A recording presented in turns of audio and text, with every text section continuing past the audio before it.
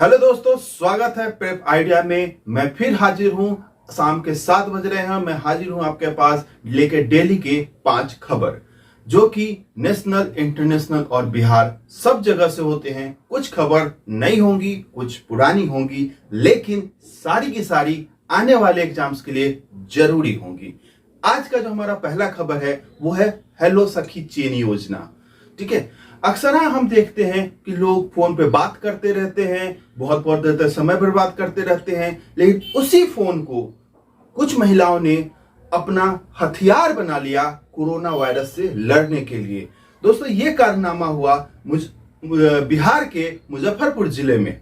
वहां पे कुछ महिलाओं ने मिलकर के अपने मोबाइल फोन को कोरोना वायरस से लड़ने का हथियार बना लिया। अब उन्हें पूरे दुनिया में रिकॉग्निशन मिल रही है।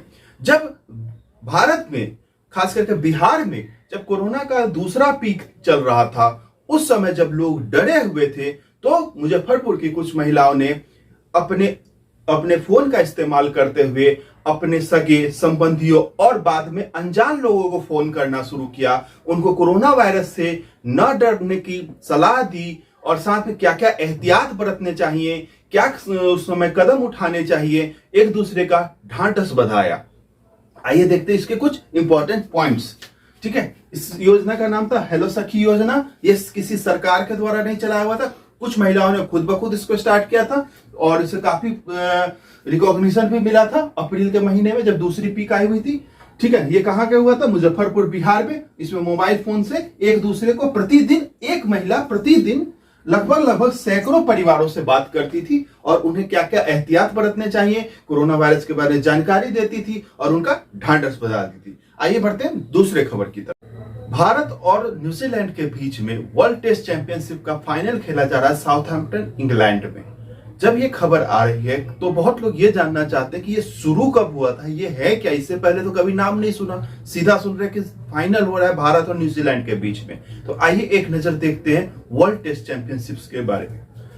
वर्ल्ड टेस्ट चैंपियनशिप एक प्रतियोगिता है जिसका आयोजन जो आईसीसी करा रही है। ठीक है, इस आयोजन की शुरुआत 2019 में ही हो गई थी एशेज सीरीज से। एशेज सीरीज इंग्लैंड और ऑस्ट्रेलिया के बीच में टेस्ट सीरीज होती है, वहां से शुरुआत हुई थी। उसके बाद अलग अलग देशों के बीच में जब टेस्ट सीरीज हुई, उसमें रैंकिंग्स के हिसाब से, जीत के हिसाब से फाइनल के लिए चुने गए।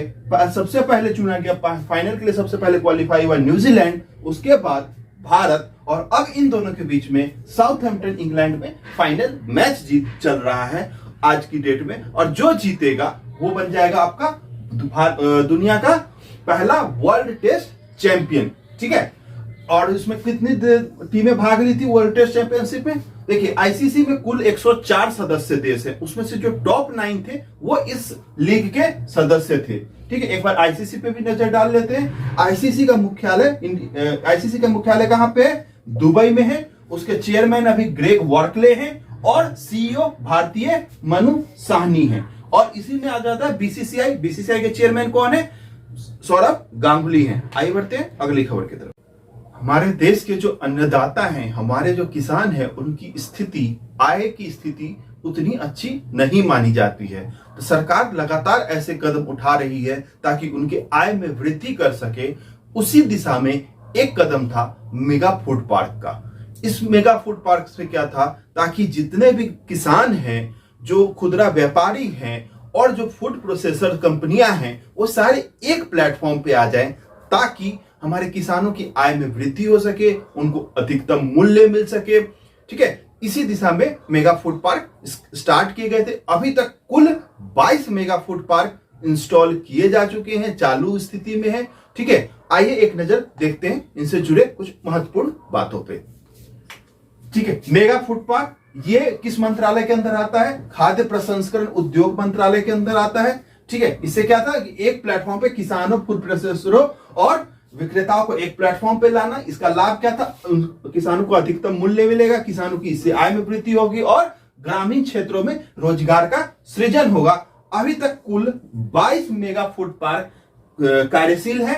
ठीक है, पहला मेगा फूड पार्क जो था वो सतारा, महाराष्ट्र में एस्टेब्लिश किया गया था।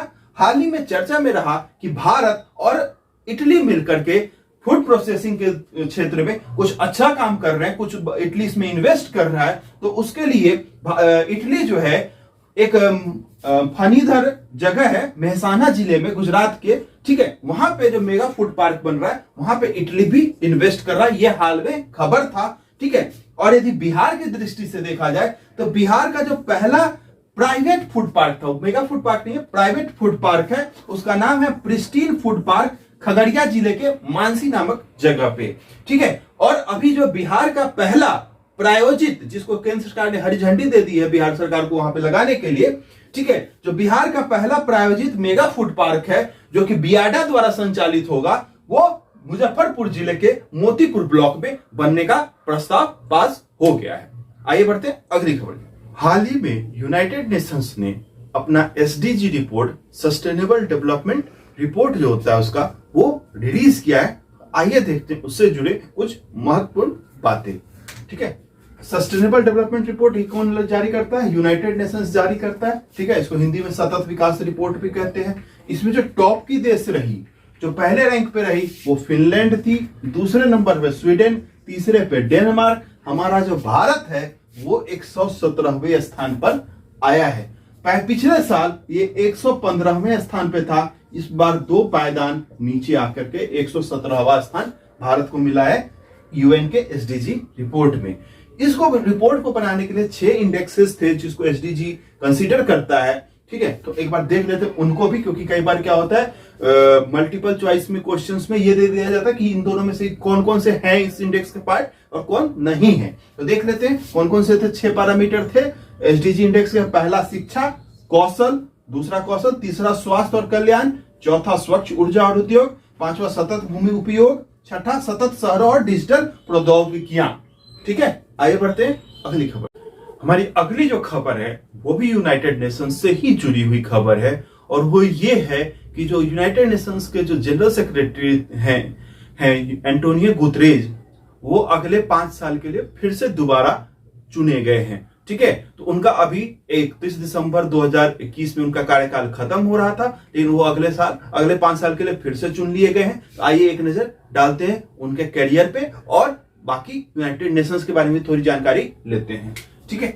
ये आपको उनका दोबारा जो कार्यकाल होगा वो 1 जनवरी 2022 से स्टार्ट होगा, अभी भी वर्तमान में है और अगले 5 साल के लिए भी चुन लिए गए हैं।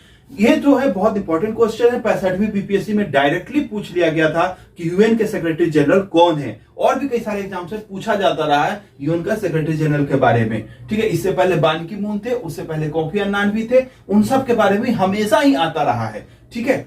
आगे देख लेते हैं, ये उस यहां बनने से पहले ये पहले पुर्तगाल के प्रधानमंत्री भी रह चुके हैं 1995 से लेकर के 2002 तक। तो यहां से एक जानकारी और मिलती है कि ये पुर्तगाल के निवासी है, ठीक है। आइए थोड़ा यूनाइटेड नेशंस के बारे में जान लेते हैं। यूनाइटेड नेशंस का जो मुख्यालय हेडक्वार्टर है वो न्यूयॉर्क शहर में है, जो कि अमेरिका में है।